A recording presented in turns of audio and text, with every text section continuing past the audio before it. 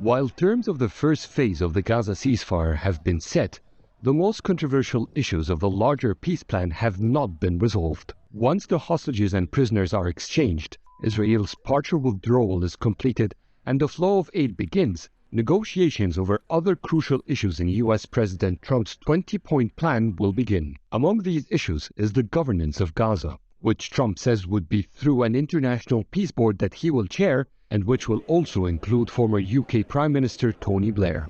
The plan strips the sovereignty of Gaza.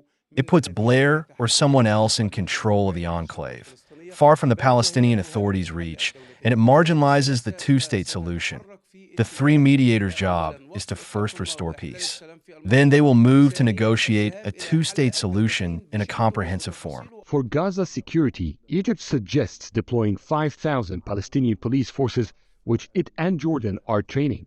The UN proposes adding to them an international peacekeeping force. Israel is insisting that Hamas disarm before its troops leave Gaza, while Hamas wants the establishment of a Palestinian state first. To resolve that debate, Egypt says Hamas has agreed to the idea of an arms freeze, a commitment not to use arms for up to 10 years, until negotiations for a two-state solution yield results.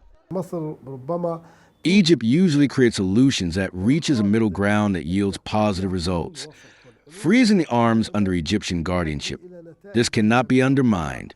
I think Hamas would accept that, if Egypt is in charge of that process.